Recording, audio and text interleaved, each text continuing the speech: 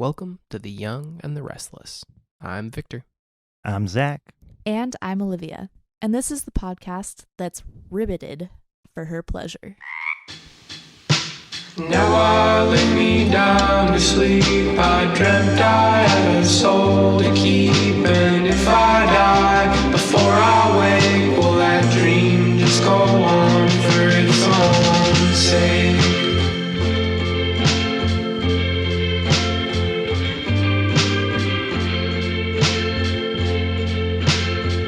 It's a dating app like Bumble or Tinder, like swiping, but everyone's frogs. Everyone is frogs. Yeah, it's so frogs. Instead of people, it's frogs. It's a dating app for your pet For frog. frogs. No.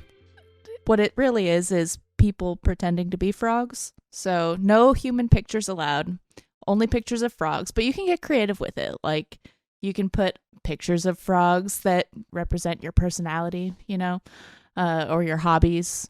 So it's for people who strongly identify with frogs. It's just to take the pressure off. So everyone goes on this dating app pretending to be frogs on a dating app, and you don't even have to really be on there to date. You could just be on there to cosplay as a frog. But you might find love. You might with another hyperfixated weirdo. Why does frogs have to do with the title? I'm assuming there's a witty pun. I think it should be called Ribbit. I think Plenty of Frogs was my favorite one. Plenty I of liked Only Frogs. Only Frogs. Yeah, that's good. lily pads. That's cute. That would be a hit with the It would. kids.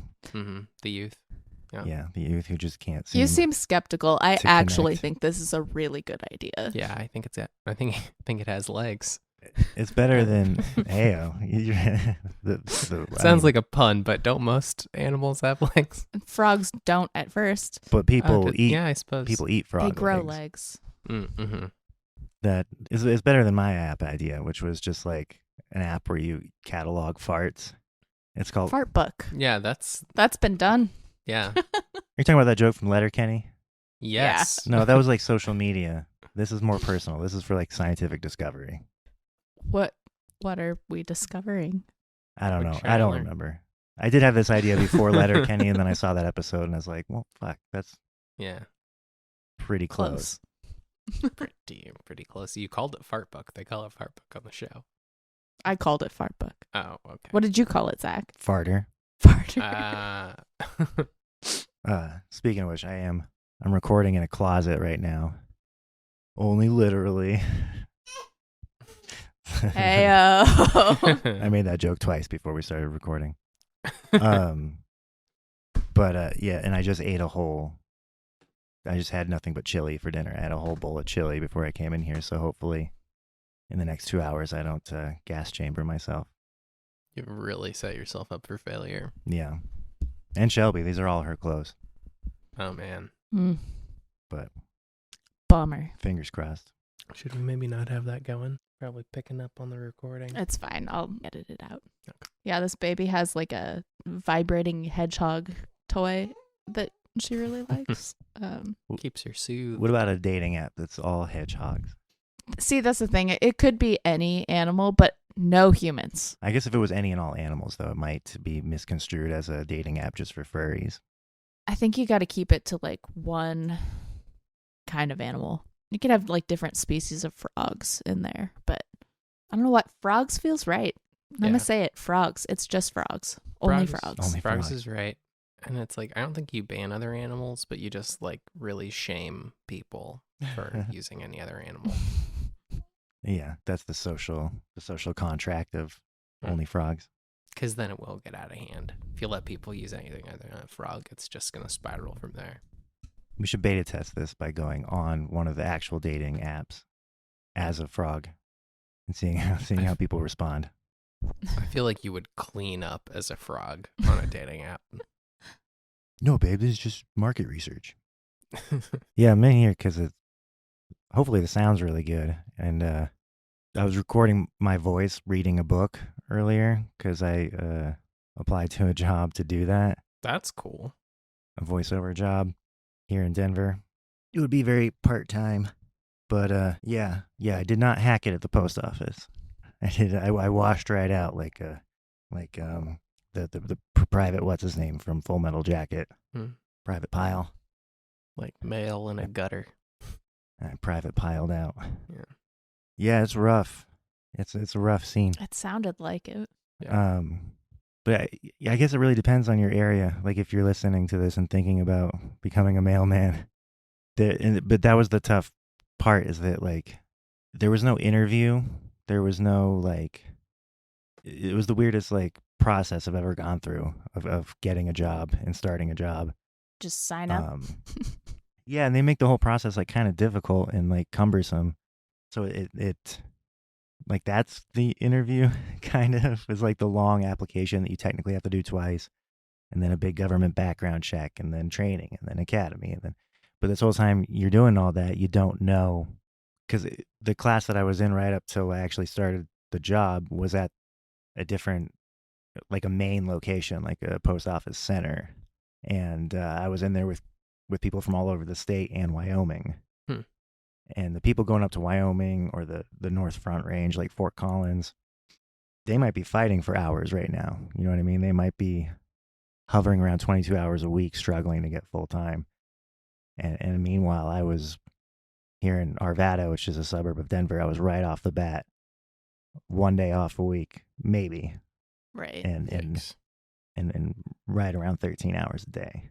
And my plan was to like just grin and bear it and make a bunch of money until I figured something else out. But yeah, it just wasn't doable. For sure. Yeah. Yeah, I can't blame you. So what inspired you to steal that mail truck right at the end there? Not funny. What if somebody does steal a mail truck, dude, in the Denver metro area? I don't think anyone would. They're all, unless it's some elaborate heist drug scheme, because they're not desirable vehicles. They're. I think I might have mentioned on here that they stopped making them in 1994. Like the year Kurt Cobain died, they also stopped making. Wait, is that why? Totally yeah, connected. It's directly the. That's actually why he killed himself. Yeah. Well, it's a chicken and the egg scenario. They're not sure which one caused the other. But yeah, every mail truck you see out there on the road, unless it's one of the ones that take mail from one facility to another, like those ones are nice and spiffy.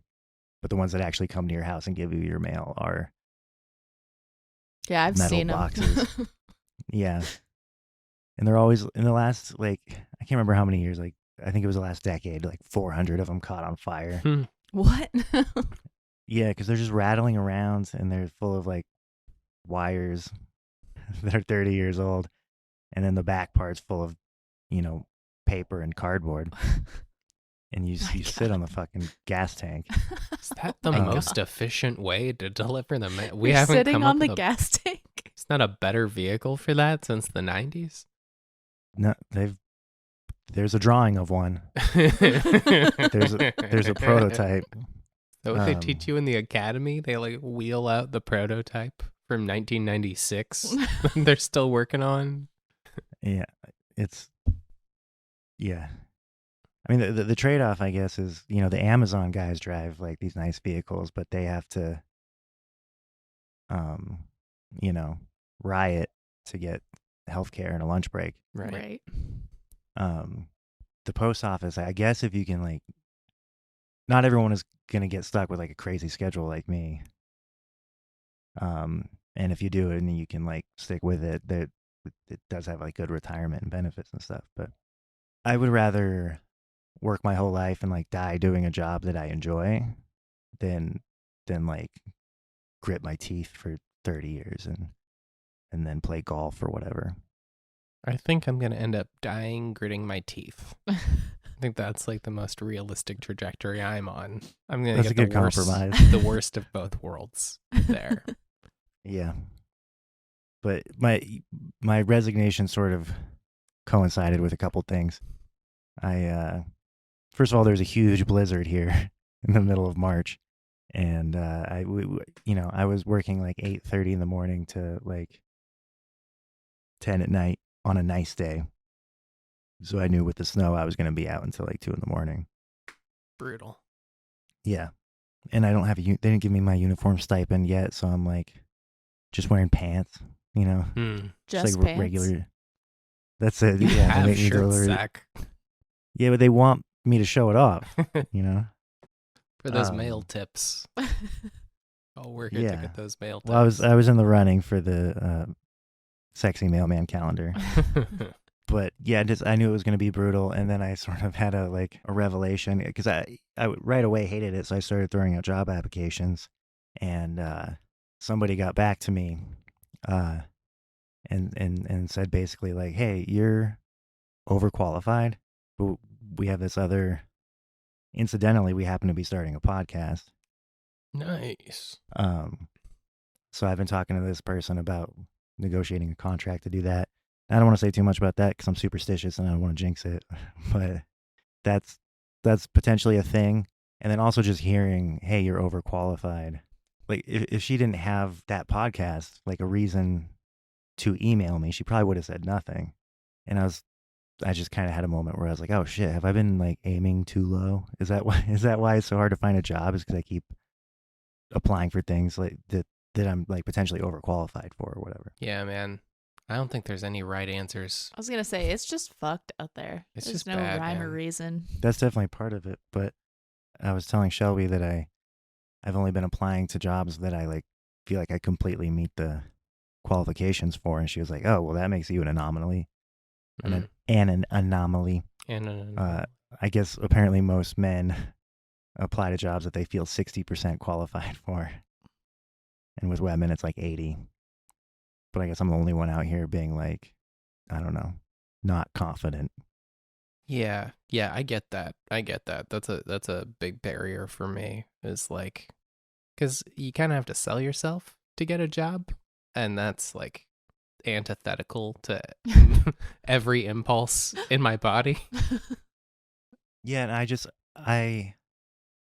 think I have a bigger fear of, like, I'm less afraid of rejection and I'm more afraid of acceptance and then failure.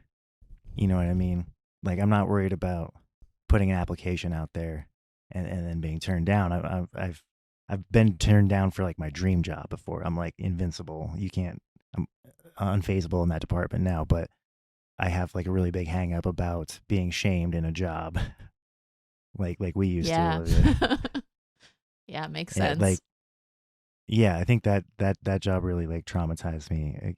Like I'm afraid of, instead of being like, oh, I bet I could figure this out. Like I'm an intelligent, capable person. I'm like, I don't want to get there and then only meet 60% of the qualifications and be talked to like an asshole. I don't know if anybody left our old job not traumatized by it. Yeah. Some jobs are organized though, where like there is no winning. You know, you're never gonna cross the threshold where they're like, you know what, you're all right, kid. We're gonna treat you with respect now. They're just gonna keep trying to squeeze more out of you, whatever they get. You know. I got that exact talk from our old boss when I quit. Like, what? You're all right, kid? Yeah, she had a meeting with me and was like, it had the vibe of like, you passed the test by quitting. Yeah. It was like, you know, I love to see women pursuing their dreams and doing what's best for them. I was like, I'm quitting this job because you suck, specifically. I think that was like more like a narcissist trying to project control. Yeah. You know, it's like, actually, I wanted you to quit for your own good. Yeah. Yeah. She called herself a mentor a lot. Yeah. Yeah, that sounds like a weird exit interview. But yeah, since I had that revelation that I might be aiming too low or not giving myself enough credit, I have been having more success in hearing back from like cooler jobs than I was applying to before. So cool. Between that and them taking away all my days off and the snow, I said fuck it and I stopped going. I had a dream that you got a job as a weatherman.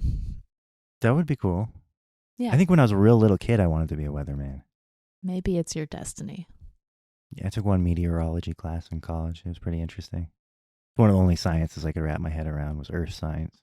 Did they let you stand in front of the green screen and wave your hands around? No, they just taught us how clouds work.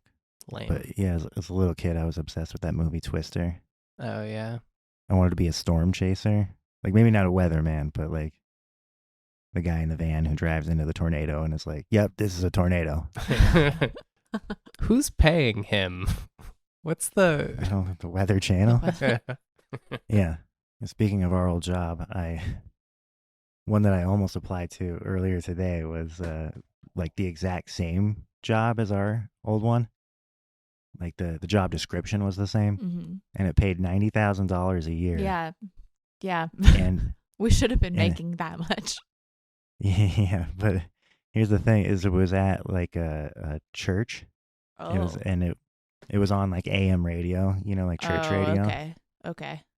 And part of the job application was, will you agree to sign our statement of faith? Yeah. So somebody who worked at our old job after you, he was there while I was there, and then he was there after I was there.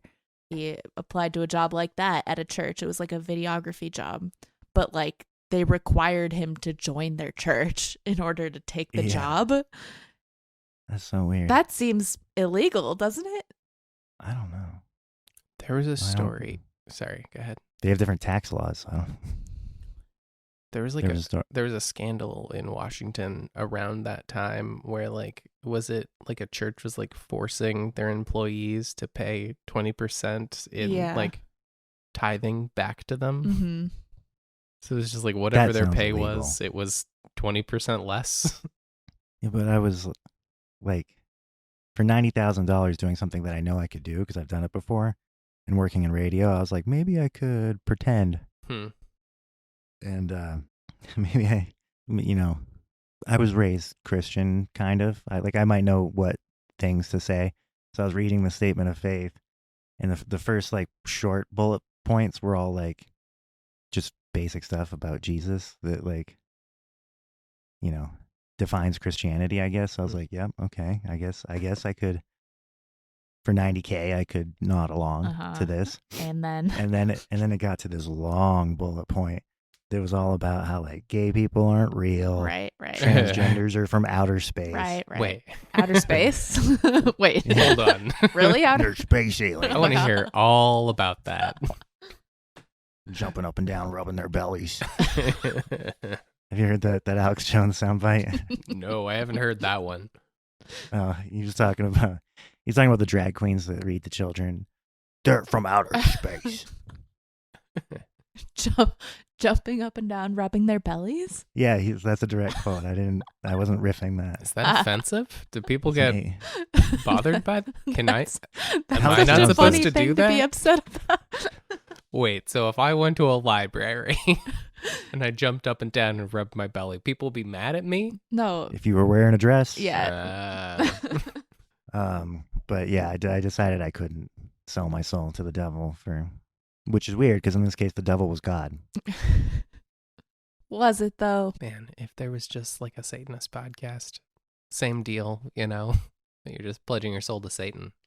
Take that in a heartbeat. It's actually awesome when people rub their bellies. Do you agree to this demonic statement? See, I was going to say it depends on what flavor of Satan. If it's that one, silly Satan, then yeah, I'm totally on board. Gay people are real. Trans people are the only ones from Earth. The rest of us are aliens. Man, this is awesome.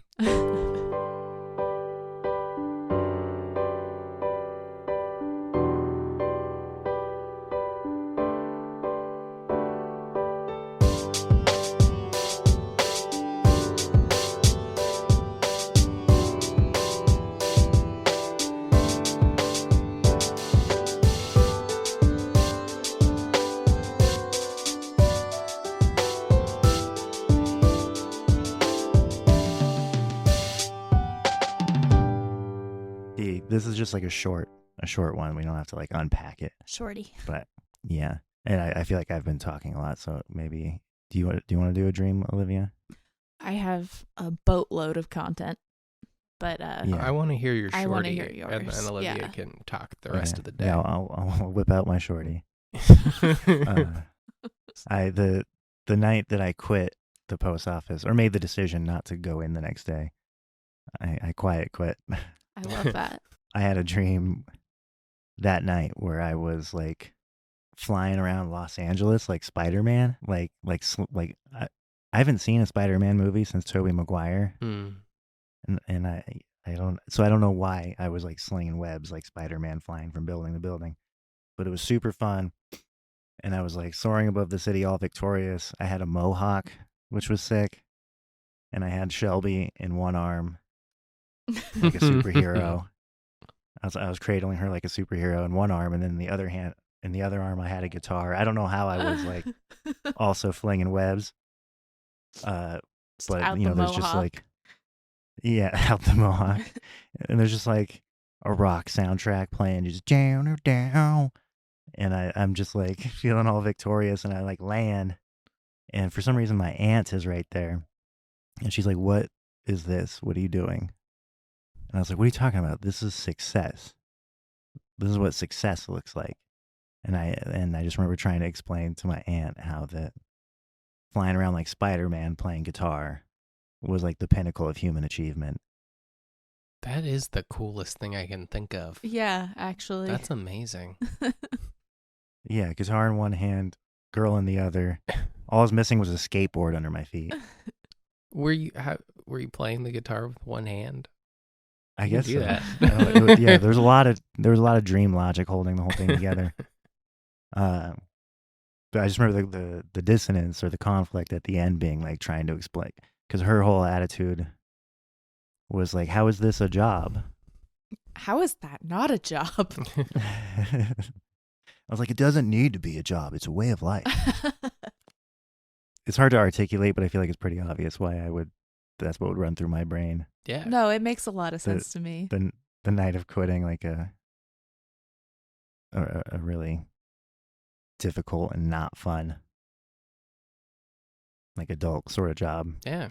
Yeah, you got to ask yourself, like, am I a postman or am I a Spider-Man with a bitchin' guitar? Yeah.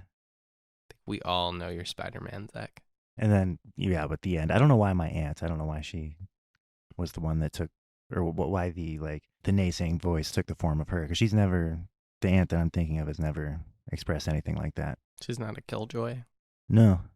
Yeah, literally could have been anyone in my family, I think. I think a big, hang up with me in job stuff is like, what will my family think? Well, they think I'm a loser if I'm not bringing in money. I've taken this long to, try to carve a path through like interesting, dream kind of stuff. By that I mean like reaching for your dreams, pursuing your dreams, kind of. Yeah. Like not literally dreams, like this Spider-Man one. Yeah. No, I don't know. Do you ever stop feeling like you're like failing? Does that go away for some people sometimes? I feel like for most people, like I've read stuff about like nobody thinks they're rich. Everyone's like looking around at whoever their peers are, like, oh, but Sven has a bigger yacht than I do, or whatever, Sven. It's like everybody's always like, if you play the comparison game, you're kind of always gonna feel like you're not doing as well as other people, There's a term for this. I can't remember what it's called, but there was a book that was all about how like humans are like fundamentally dissatisfied, and like if something really great happens in your life, like it's great and wonderful, and like your level of happiness is elevated for a time, and then it like comes down to like the baseline levels off. Of you're never like gonna get happier and happier, I guess. Yeah, you're just moving your definition of success. Yeah, that's what this shorty felt like it was a microcosm of that trajectory. Because the initial part of the dream was like, woohoo, I'm not going to work tomorrow. I'm going to pursue these this epiphany I had when somebody told me I was overqualified. Maybe there's a whole bunch of doors to open that I haven't even tried yet. Like it started on that cloud, and then like worked its way down to like literally down to the earth where a family member was like, yeah, but what if that isn't good though? What if that's not sustainable? How are you going to retire being Spider-Man? How do that is a good question. How do you retire as Spider-Man? Well, like I said earlier, I'd rather die Spider-Man than retire a mailman. The old adage. Right. You either die Spider-Man or you live long enough to see yourself become the mailman. Is that too long for an episode title? Die Spider-Man, become Mailman. That sounds like a command. Depends on where you put the comma. It could also be die Spider-Man. Yeah, just die Spider-Man, exclamation point would be a pretty good become episode title. Mailman. I am become Mailman. Anyway, you have a dream? I have several, but I want to tell one. I have several like funny ones. It's hard to pick. Been dreaming like crazy. Yeah. Been having a lot of like lucid dreams. Yeah. Okay. So ever since that lucid dream that we did last episode or the episode before last episode, I've been having lucid dreams, and like they're really specifically like the dream will take over. I'm not like doing whatever I want to do or like changing the dream. It's like the dream will tell me to like trust the dream, or like I will be resisting the dream or trying to like make something happen, and then it'll make me lucid and be like, no, just like look at the dream and let it happen. Yeah, you're like too ADHD to stay on the track of your own dream narrative, and your dream is like, yeah, you're dreaming, and also I'm trying to tell you a story right now. Why are you like fucking off to a new scene? Yeah, you need to stay here. I'm trying to decide which one I want to tell. One of them is very embarrassing for Victor. Tell whichever one's funniest first. That might be it. I want to tell that one. Why would it be embarrassing for Victor? It's your dream. Yeah. Yeah, you'd think. It wasn't really Victor. Well, okay. Or was it? Okay, I'm just going to tell them to you because they're kind of short and funny. One of them was I was with Victor and he was going to play a show, and we like showed up at this place, and it was like a lodge, and the show was just like 6 guys sitting in the corner like in a circle, and it's a good turnout for my shows. We get there and like they're going around doing their like songs, and when it comes to Victor, he decides to do like a slam poem instead of his usual thing, and all I remember was that he kept saying "fat ass Cooper" over and over again. And everyone was like really into it. And like it was funny, I think. I mean, I don't know what that means. I think it had something to do with a Mini Cooper, the car. But yeah, and then during his performance, he was like, I realized that he had baby poop all over his chest. And so I was like standing next to him with a baby wipe, just like I thought about cleaning him up in the middle of his of his poem, and then I was like, I'm gonna let him finish. Was it part of his performance art? I don't know. It was everywhere. But yeah, fat ass Cooper. And he was trying to be funny? Or he was trying to be a serious slam poet? And I think it was supposed to be funny. And then, the other one also has poop. Okay. Yeah, so then the next one, we were in like a convenience store having like a fake, we were playing like paintball or something. And so we had guns and we were like supposed to be shooting the other team, but it wasn't real. Like it was a game. And loudly.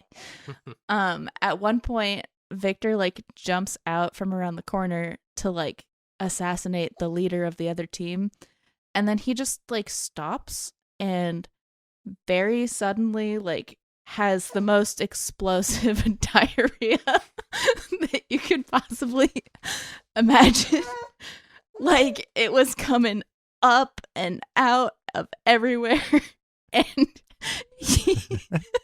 And he also passed out at the same time, so he like fell to the ground in an explosion of shit.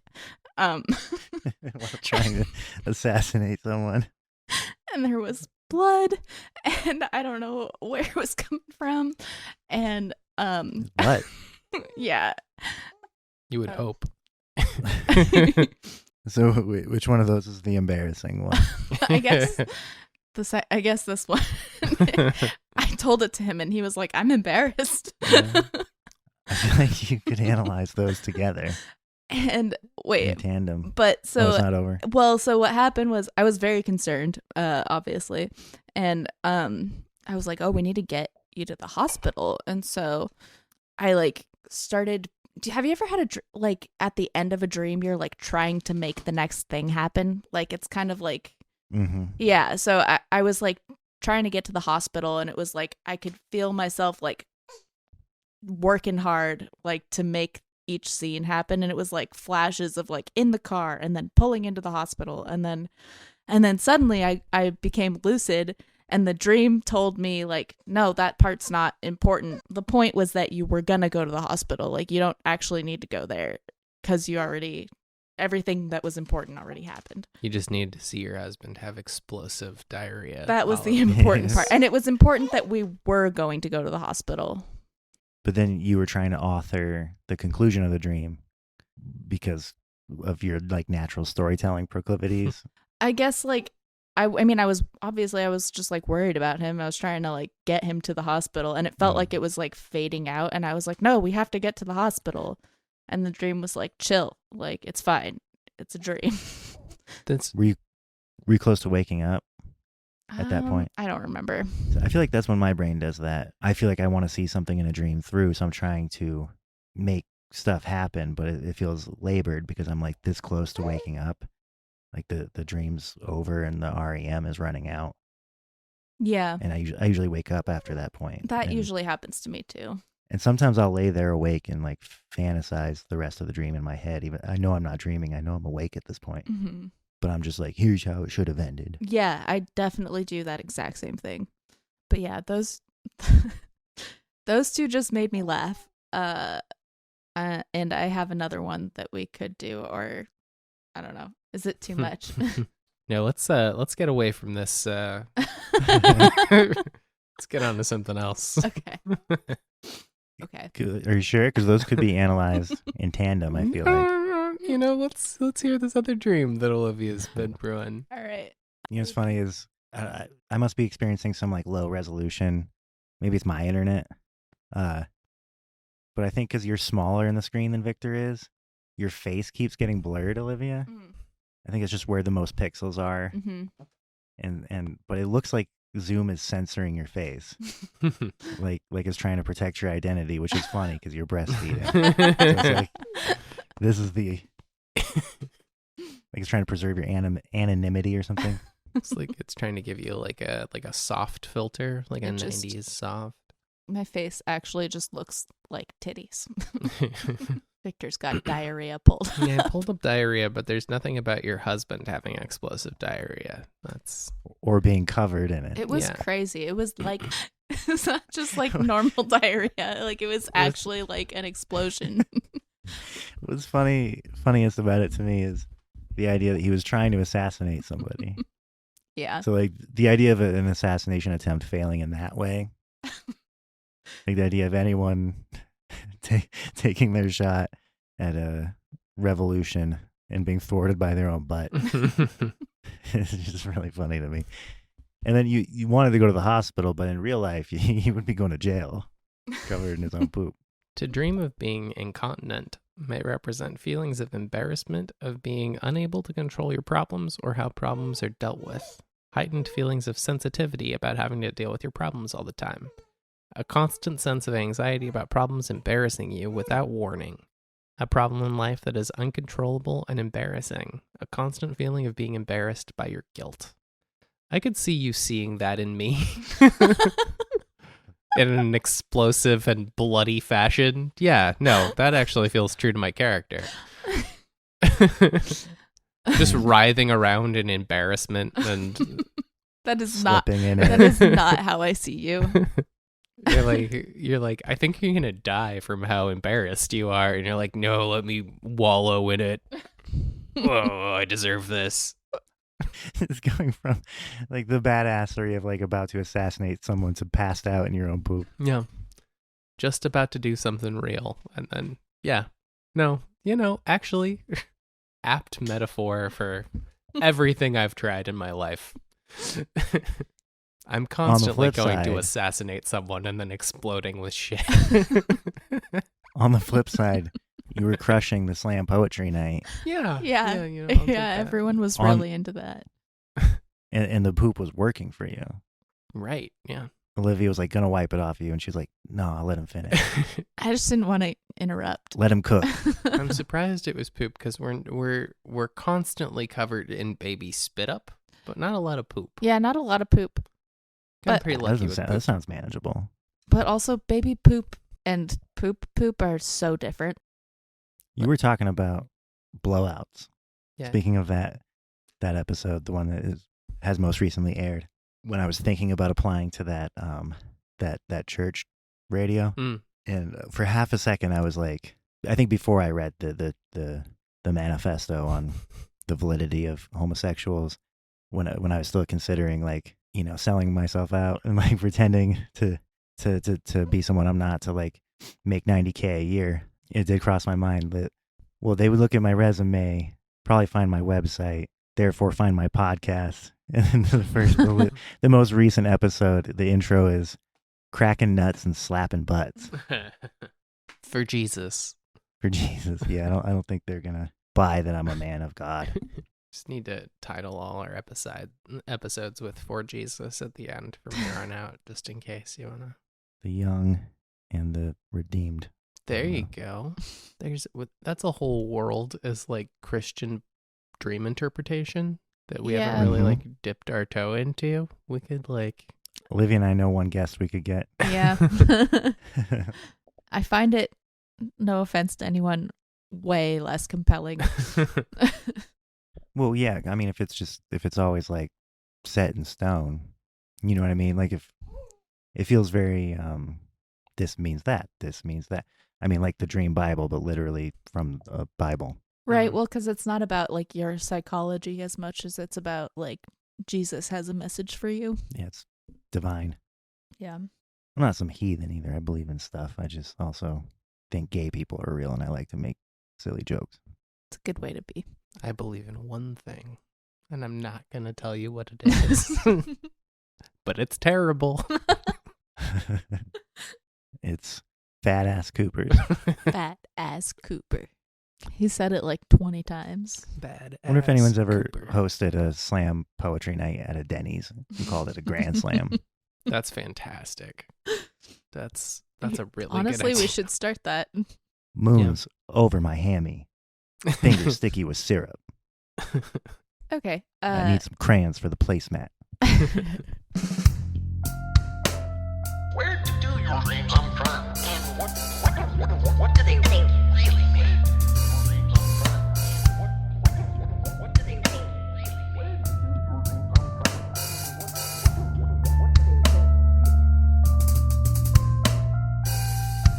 I had this dream a few nights ago. I was... Hang on, I'm fixing the binky. That sounds like code. Okay, so I was walking to school, and I had Violet with me. And I like walk into the school, and I walk into like an assembly room, and it looks kind of like the school that I went to for elementary school. It feels like maybe the first day of the year. And in the front, there is like a desk with some teachers at it. And then there's a row of beds with kids in it. They're not sleeping. They're just like, it's kind of like they're in there for fun. And then behind them, there's a row of chairs, and there's only two people sitting in the chairs. And they're two people that I know from high school. And I go and I go over to the two people that I know in the chairs, and I introduce them to Violet. And so at the front desk, they're calling people up one by one, and they're singing them a song that's like kind of like a welcome song. And I note that it's like a South African song. And they call my name and I put Violet down. I go up there and they are giving me like a pamphlet and they sing me this song. And I remember like feeling awkward standing there like while they were singing, I was like not sure what to do with my hands or where to look. and so I just kind of like get through that, and then I go back to go get Violet, and I pick her up and she's like not really there anymore. She's like kind of not as solid as she was before. Like dream stuff is happening. She's not as tangible, I guess. And I'm like sort of lucid at this point, and I think that I can get her back if I go back to my car and get her diaper bag. So I like reach into my bag and I get my keys to go to the car, and I go outside and I'm walking on the sidewalk, and then I look down and I realize that I had grabbed like a bracelet instead. Like I didn't grab my keys, and so I turn around to go back and get my keys so that I can go back outside to go to my car. And suddenly the sidewalk is like very, very steep, and it's pouring down rain, and it's really slippery. And I'm like sliding down the sidewalk trying to get back to go get my keys. And then I like hear or think to myself, like, stop fighting the dream. Like, it doesn't want me to go to my car. It doesn't want me to go over there. Like, just go with it. And the second that I decide to not go get my keys, I'm like, the sidewalk is back to normal, and I just like walk back into the building. And then I go back into the assembly room, and now there's a teacher at the front, and everyone is seated at little desks in a circle.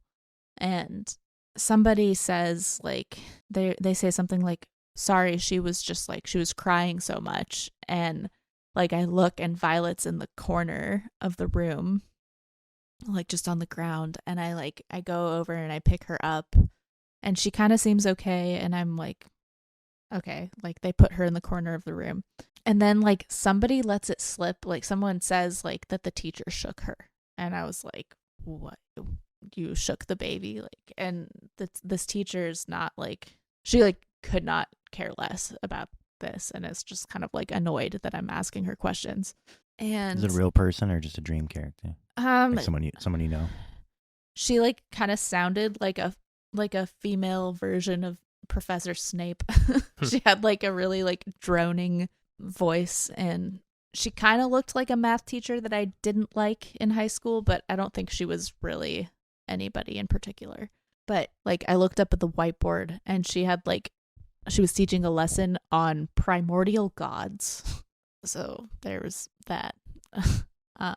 But then, yeah, basically she said that she shook the baby because the baby was crying. And like, the last thing I remember is like, I looked back down at her, and like, it was really clear that her neck was like, not okay. Like it was like broken. Yikes. Yeah.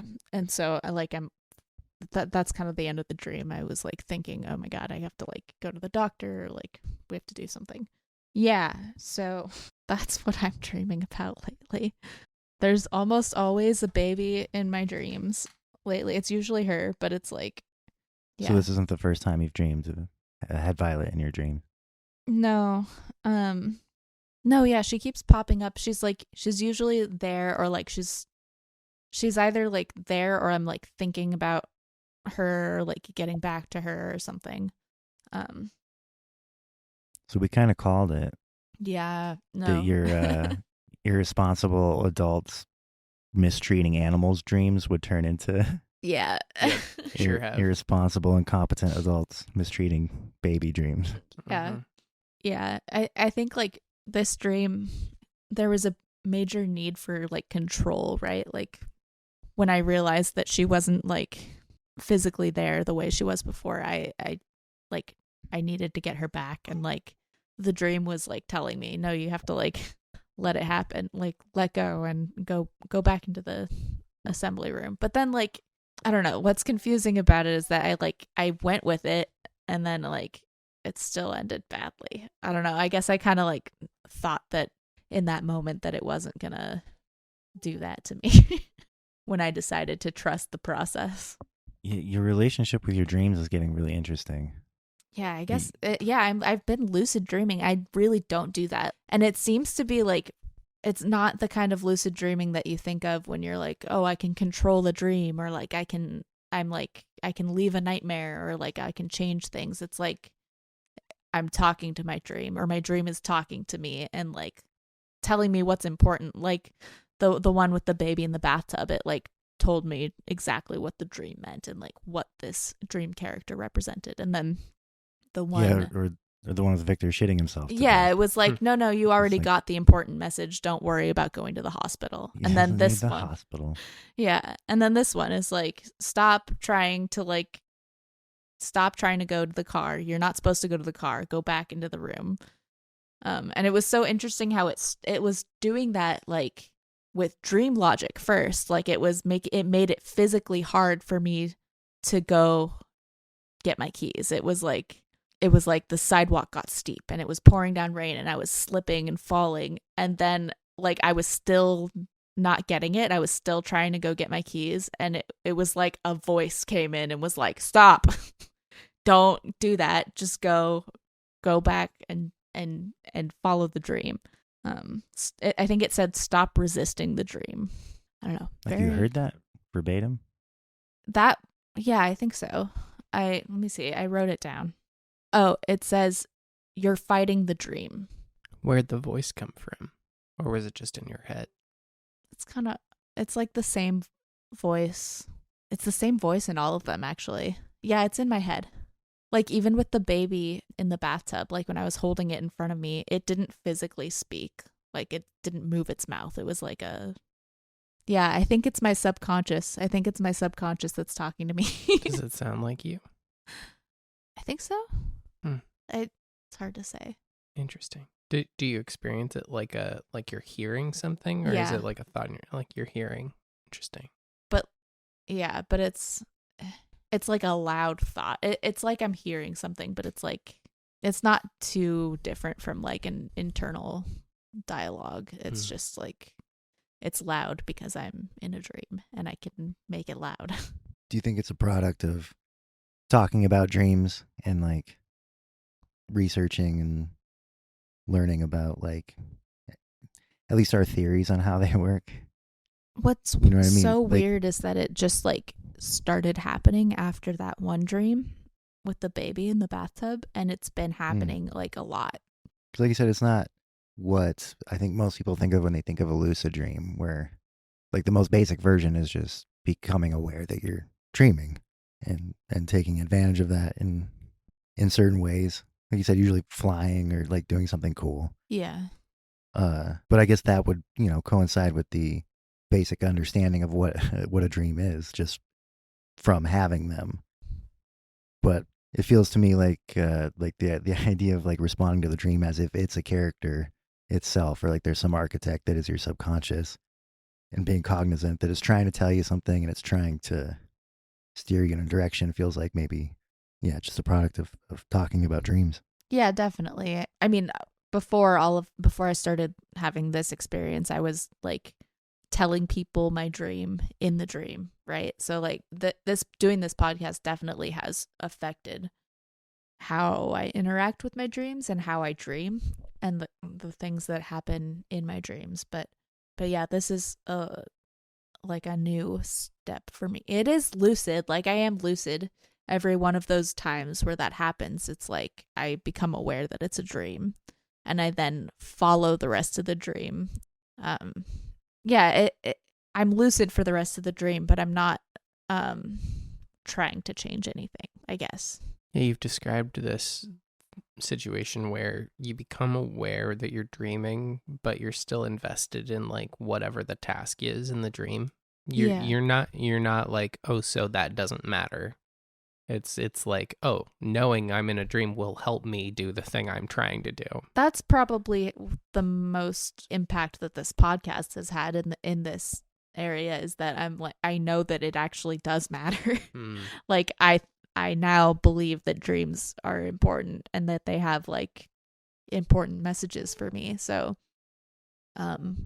becoming lucid does not make me want to like go fly or do something else. It's like, oh, I'm here to do this because there's something here for me. I don't know that I want to like dissect this one with too many symbols because it did feel like there was a lot, but we could maybe do a few. And then I don't know, I'm interested in at the end there noticing that the teacher was teaching a lesson on primordial gods. Like, I don't know if I've ever like talked about that, or like that's not something that like lives in my head. I don't know anything about primordial gods. Is that a phrase? Is that a thing? It makes me think of Lovecraft, but I don't really know. Made me think of Neil Gaiman. Oh, yeah. But yeah, I don't know. Like, I'm not sure what symbols to approach, because it does feel like a more mechanical dream than a symbol-driven dream, which is also a change for you. Yeah. Yeah, I mean, there was school stuff, which that's been coming up for me lately. What was the school situation? It was like the first day of school, and it was really like a hybrid of several schools. So like the school on the inside, it looked kind of like the school that I was in for like elementary school, but it was located in the same place that I went to college, and the people inside, the other students, were people I went to high school with. You went to Cornish, right? Yeah. Any other symbols that stuck out to you? Keys, maybe? Keys. Bracelet. The bracelet felt like it was like it took part of my keys and like made it into a bracelet so that I couldn't use it to get into my car. Like it made my keys, I don't know, it like there's like a leather thing on my keys, and it was like Just that. Yeah.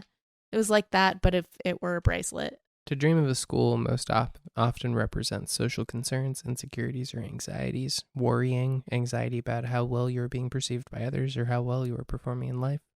There's something happening in your life that you are sensitive about, or that is very important to be careful about. Schools symbolize a state of mind when you are caring about what you are thinking. You may have issues at work or other areas of your life that are weighing heavily on your mind. You are concerned about something. Positively, negatively, dream about schools may reflect heightened levels of anxiety or prolonged periods of fear, an unbearable problem that you can't stop worrying about. Worrying or having second thoughts about how other people will react to negative comments you made about them. Second guessing yourself. A worried attempt to come up with excuses or get your story straight. Feeling stupid that you aren't perfect. Okay, so like the other thing I mentioned was that like the like initiation thing that they were doing for each student was that they'd call you up and they'd sing a song at you and give you a pamphlet. And like that felt so long. It felt actually just exactly how I would feel during that situation if that were to happen in real life, which is like very awkward, and like where do I look, and like where do I put my hands, like and I just ended up kind of like rocking back and forth and like occasionally making eye contact with the person that was singing at me, but like mostly kind of looking over their head. I don't know. And that's probably exactly how I would handle that in real life. I'm trying to think of what made me think of that. This is similar to the thing we talked about in the last episode, where we talked about like masking or like feeling like I need to like behave or perform a certain way socially to like blend in or like appease people. Or that's what resonated to you about the school entry? Yeah, the school entry comes back to that for me, I think. I was hearing that too. Yeah, it sounds like a social anxiety, social navigation kind of thing. And do you feel like this shares, I remember when we talked about similar dreams of yours, but with animals instead of babies, like that dynamic is what kind of felt important, that like almost like a trauma response to scenarios you grew up around, and then the symbology of the specific animals may have added like supplementary context to the main thing, which was the dynamic, or at least that's how I remember those interpretations going. Do you think this is similar? She agrees. Violet thinks so. I think it is kind of just like straightforward, because it's a child now in the position of the animals that have showed up in my dreams. But it is interesting that is getting blended with the social anxiety thing, because I feel like those are they're kind of separate. Well, it's the same thing in the baby in the bathtub dream, right? And it's like it was about your anxieties, but there was a baby thrown into the mix that was like representative of that. Yeah. So like, because your anxiety about dogs that's evolved into your anxiety about babies is related to like, anxiety about yourself when you were a dog. I mean, a baby. And those are connected to masking and social dynamics and things like that, right? So it's like maybe the baby is not some external thing that you need to take care of. It's like a vulnerable part of you, right? That keeps being like damaged or disfigured or mistreated or whatever, related to this topic. Yeah. I mean, I felt that way in the baby in the bathtub dream, but this dream felt like I was her mother and she was her and she got hurt. Like all of that. The baby in the bathtub? Because you literally are her mother. Yeah. Like this felt like the baby was not a symbolic baby, Okay. But it still feels like that same scenario. It's just I'm now in a different, well, it's like now it's real, I guess, It kind of feels like the position I've played in those dreams before where there's an animal that's in danger or being mistreated or neglected. I am the parent role in those dreams. Mm-hmm. And I am the parent role in this dream, only with a real actual child and a real parent-child dynamic. Right. But do you think that this dream is trying to tell you something about your relationship or responsibilities with Violet? Or do you think it's trying to tell you something about yourself? Oh, probably that. Right. Yeah, so it's like the evolution potentially is from simulations involving like animals that are symbols and stand-ins to like a simulation of the real world stakes that are at hand when it comes to these anxieties and these internal things about you. Yeah.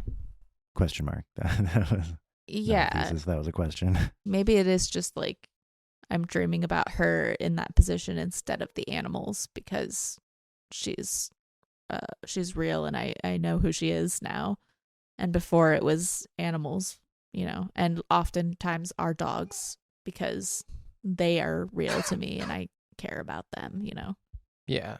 I think because like our dogs are real, you cared about our dogs, but the dreams weren't really about you worrying about our dogs, right? Or like sometimes it's like a totally different animal, or it's occasionally not been Violet, right? That's the baby in question. And so like I mean, like everything in your dream is an aspect of you, right? So there's an element of yourself that feels like unsafe or unprotected or like in danger or it's gonna get broken or mistreated or whatever. And you're playing the role of like the only one that sees that there's a problem or the one that's responsible, but then there's all this like chaos and danger going around. That's been really consistent from the beginning, right? Yeah, it has. Yeah.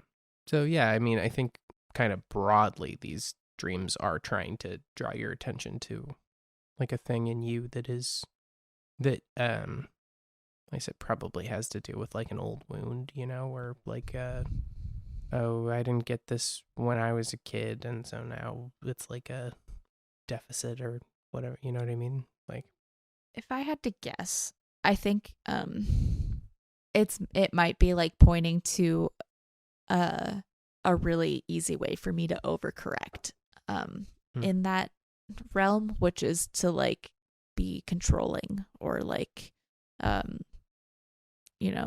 helicopter parent or like, you know what I mean? Like in the dream I was trying to get Violet back. I had to go, I left her there in that room, or what was left of her, I don't know. And I was going to my car and the dream was telling me like basically like to let go and not like stop doing that and go back into the room. like that was me trying to control the dream. And keys feel like a very symbolic of control. I mean, they open and start things. Sure, yeah. Yeah. That's true. That's interesting. And I guess another evolution of the incompetent adult dream is that we're with the animals, like sometimes, I mean, they often were your animals, your pets or whatever, but sometimes they were just like a random animal or whatever. And like the incompetency of the person in charge, like it's different, right? Than when it's like, I remember feeling like the vibe in those dreams were like much more like these people are incompetent, though. Yeah. Like these people are fucking it up and I'm mad at them. Whereas this one feels like it might be less about anger and more about like guilt or like worrying that like now you're the incompetent adult, like that. Yeah. That like the anxiety about becoming your situation that you grew up in and inflicting that on others. Well, I think it's not that exactly. It's overcorrecting that situation. So like what I think maybe this is that it's like she started to fade away a little bit in that room and I freaked out.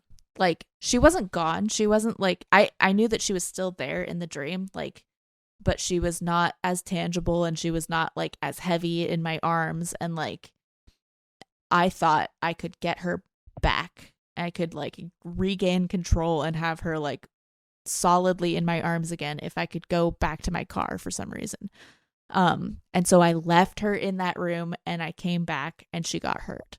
And it was like, maybe if I had, I don't know, the thought I'm having is like, maybe if I had just let her like fade out and just like been okay with that, and like that wouldn't have happened, you know? That like my need to control the situation and my need to like have her right there is what led to her getting hurt in the dream. So do you think that that's what the teacher is the part of you that might feel the need to overcorrect?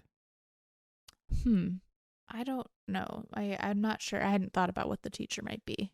Yeah. I mean, okay. So it sounds like you feel like in this dream, Violet is Violet. It's like an innocent being that you were responsible for protecting. So yeah, let's walk through kind of what that symbolism might mean with so you leaving meant that she like you put her in danger by leaving, by trying to solve the problem, or is it that you left her behind? It was that my thinking was like, if I had just been okay with her like fading in and out and not being like right there so that I could keep an eye on her, like if I had just been okay with her coming in and out of existence or like whatever was going to happen, like that would have been better because I wouldn't have left the room, you know. I wouldn't have put her in a dangerous situation by trying to get her back.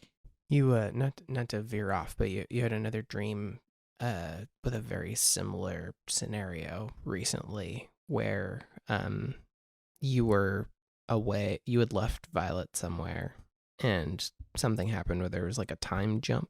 And so when you arrived back, Violet had been alone for too long with like the people that you had left her with. And so those people and had they left her with her. a 5-year-old. Right. They left her with a 5-year-old that was kind of menacing. And you were like, oh, my baby's in a dangerous situation. Like, right. So very similar scenario in both of those dreams.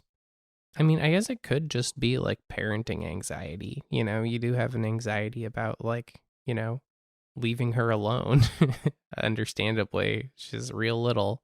Right. You know, maybe it's just like your brain trying to reinforce the lesson that, you know, you gotta be attached at the hip. But I think it's probably a continuation of this thing. Like, I didn't magically get over this hang up that I have, so it would make it, and it makes sense that would be like intensified or like shift. So what might this dream be telling you if you look at Violet as representing like an aspect of yourself, like something in you that is vulnerable? I don't know. I have to do more therapy. Mm-hmm. Yeah. What do you think?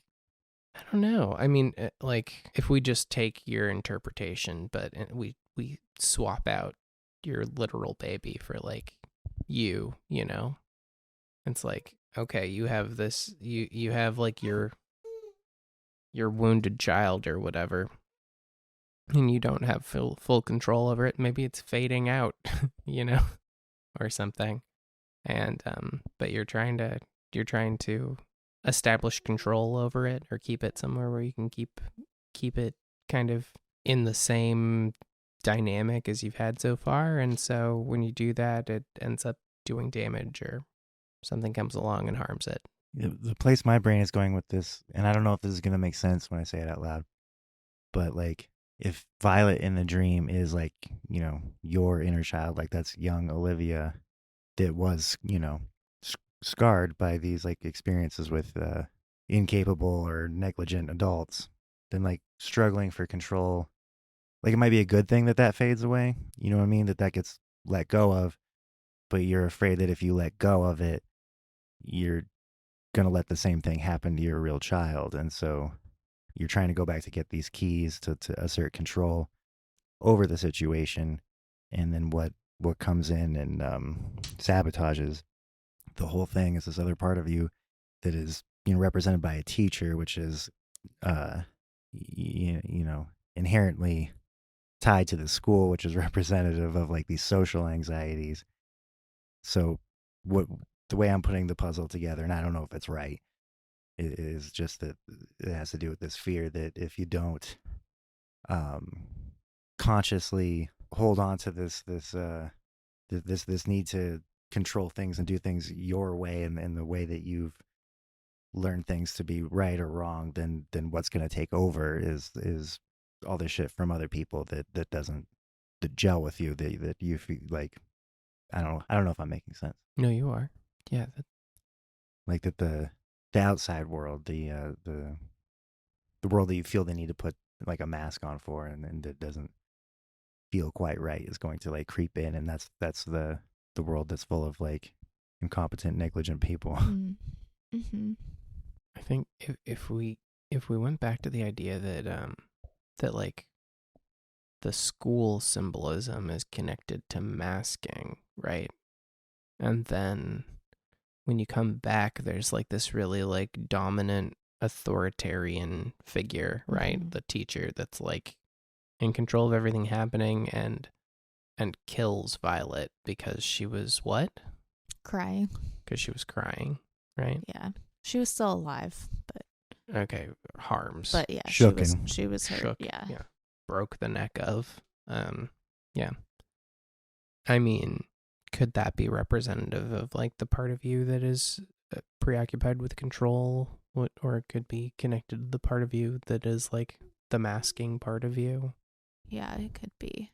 It's hard for me to say. This is one of those things that's like a little bit out of reach for me. Might but have to continue to sit with it. Yeah, I think so.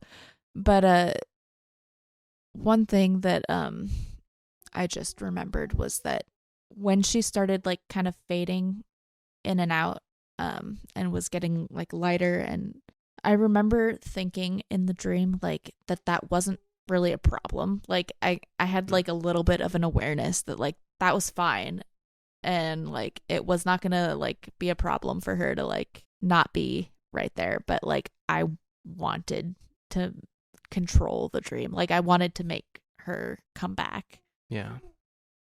It just like that did not feel like a threat. It did not feel like there was actually a threat there in her being less tangible in the dream. I think that's what made me reach for like the wounded inner child metaphor, because it's, if that goes away, that should technically be a sign of healing, which is good, but it's easy for like the royal you to believe that if you let go of your trauma, you're going to relive it. Mm-hmm. Right. Yeah. Or continue the cycle somehow. I think it would be interesting to like examine these dreams through the lens of like maybe the baby in the bathtub dream was like a one-off, like the baby in that instance didn't represented what it represented in that dream, and that was it. But it's interesting to think that like maybe that dream was trying to like give you a key for interpretation. Oh, wow. If a baby is always the part of you that hates other people. Yeah, if that's what the baby always is, that's a whole That's another other thing you would want to let go of. Right. That it would actually be good if that faded away. Okay, so in my dream last night, I murdered someone. Vivid. And it was a man. And I like killed this guy. Like, I think I stabbed this person. And I remember at the end, like after I killed him, like looking back at he had turned into a baby. Whoa. Damn. So So that's Spooky. probably related. also in that dream, Victor, you and I were going on a date to a thing called Ghosts and Ghouls Cabaret. Oh, awesome. Yes. Oh, man. Me and Olivia got so excited the other night because we realized that they have murder mystery cruises. That's what would get me to go on a cruise. I was like, oh my God, that sounds like a great time. A cruise without like a gimmick like that just sounds like not our thing. Awful. But please let me try and solve like a courting Lock murder. me on a boat with a murder mystery, please. Absolutely, I would do that. Ghosts and Ghouls Cabaret at sea. I'm glad you said that, not like Victor got a bucket of shit dumped on his head. Mhm. Yeah, so I feel like there's some pieces we can continue to put together here. Yeah, I think maybe we put a pin in this and talk about it some more another time. But yeah, I like that thought that maybe that was like a key that I can use to interpret. Also, I'm really interested to find out if you keep having this like dynamic with your dreams where, because it's super interesting to think that like maybe the baseline experience of a lucid dream is just, you know, the conscious mind taking over. Like you're still asleep, but now you're lucid, you're conscious. And what's happening to you is almost like tandem dreaming with your conscious and subconscious. Because your conscious mind is coming online, but your conscious mind is aware that the subconscious is at play, and it's letting it continue to do its thing because it wants to know what it has to say. So you're like using two parts of your brain, kind of. It feels like that, yeah. It's very cool. It's like you're coming into this conscious awareness, but there's all this trust placed in your subconscious to lead you in the right direction. Yeah, that is interesting. Like, I don't know if that's like, it is interesting to think about, like, okay, does your subconscious like have better information? It's like, is it operating from like a higher place, you know, like my higher self, you know, or is it just like repeating old shit that it's helped it form, you know? Yeah, I mean, it could be a lower place. It could be just what's ingrained in what's a lot of the like could be unhelpful, you know, but that's like also important to know. Well, yeah, and it's like then my conscious self's job to like place that and analyze it and evaluate, like, is this coming from a good place or is this coming from my lower self, you know? Right. Because Victor and I were talking about that with Steve, like, why should we listen to this guy? Like, that's kind of assuming that the subconscious knows what it's talking about, to think that that's the voice we should be listening to, right, when we're exploring our dreams. But I can't remember if we said this on that episode, Victor, but I feel like maybe the reason to listen to it is because that's where like stuff is embedded that keeps coming up without our consent or our knowledge. Right. And the only way we're going to get a grapple on that jet is if we learn what it is. Yeah. And shine a light on it. Yeah. No, that makes a lot of sense to me. It's like you go to that place so you can see what bubbles up and examine it and say, you know, oh, you know, that looks useful. Oh, that looks like it's going to destroy my life. I got to do something about that. You can tend the garden down there a little bit.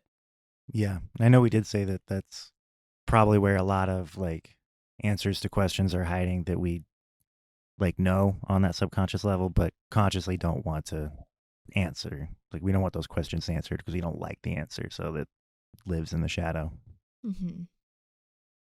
Say something funny. Badass Coopers. Thank you. Fat ass Cooper. Fat ass Cooper. We got some good ideas out of this episode. We got Ribbit, Ghosts and Ghouls Cabaret, and the Grand Slam Poetry Night at Denny's. Yeah. Ribbit for her pleasure. Thank you for listening to The Young and the Restless. You can follow us on social media at The Young and the Restless Pod and submit your dreams for interpretation to theyoungandtherestlesspod@gmail.com. And, as we always say, Die, Spider-Man! Hit you a tiger